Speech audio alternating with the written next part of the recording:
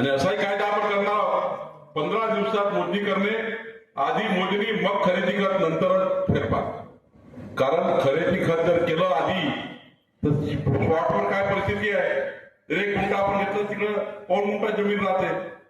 मोजणी केल्याशिवाय खरेदी खत करायचं आणि त्याकरता लागणारं मनुष्यबळ जे आहे, त्याकरता लागणारे रोवर्स जे आहे, त्याकरता लागणारे ड्रोन्स आहे, ते ड्रोन उपलब्ध करून देण्याकरता कलेक्टरनी मी सांगितलं वारंवार जिल्हाधिकारी की सर्वात खातं मजबूत करायचं असेल तर आपल्याला मोजणी खातं मजबूत करावं लागेल. मोजणी खातं मजबूत होत नाही तोपर्यंत तहसीलदारचं कार्यालय मजबूत होत नाही, तोपर्यंत कलेक्टरचं कार्यालय मजबूत होत नाही.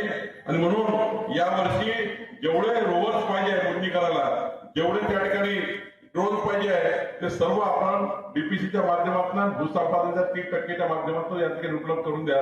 मी एसएलओला सांगणार आहे की आता आम्ही 100 प्रायव्हेट सर्व्हे देतो. आता हे सर्व्हे नाही, आता मी निफाड तालुक्यामध्ये 10 वेगळे सर्व्हे देणार.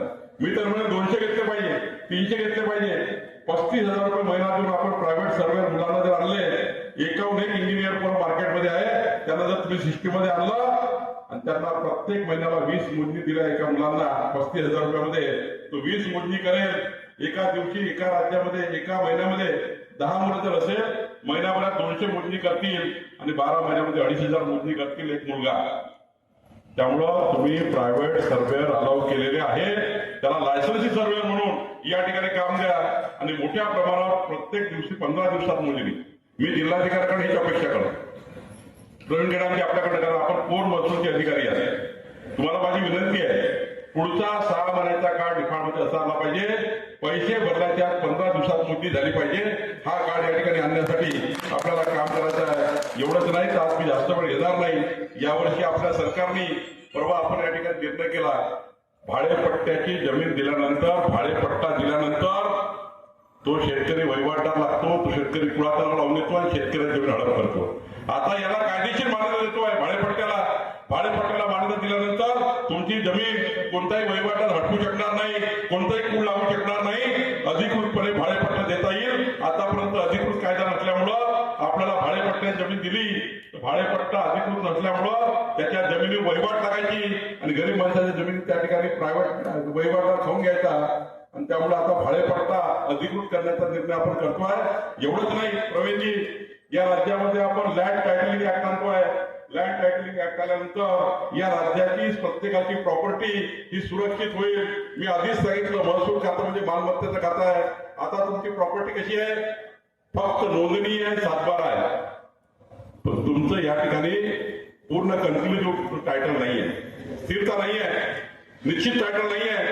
ही निश्चित टायटल देशामध्ये कुठल्याच शेतकऱ्याकडे नाहीये, कुठल्याच मालमत्तेकडे नाहीये. पण आता हे राज्य लँड टायटलिंग कायदा आणून तुमची निश्चित मालकी करून देण्याचा निर्णय सरकार करत आहे. तुमची निश्चित मालकी करण्याचा निर्णय सरकार करत आहे. एवढंच नाही तर आपण या ठिकाणी मुद्रांक शुल्काच्या माध्यमातून आज आम्ही निर्णय घेतला, एका शेतकऱ्यांना आपल्या 4 भावाची जमीन वेगवेगळी करायची असेल तर फक्त 500 रुपयाच्या स्टॅम्प पेपरवर तुम्ही आपली मोजणी करा, आपलं वाटणीपत्र लिहा, डायरेक्ट जाऊन तुमची रजिस्ट्री करू नका. 500 रुपयाच्या वर लागणार नाही तुमच्या शेतीची या ठिकाणी वाटणी करायला. हा निर्णय घेतला. 500 रुपये तुमच्या 4 भावाची वाटणी करा, मुलांची वाटणी करा, परिवाराची वाटणी करा, बहिणीची वाटणी करून द्या.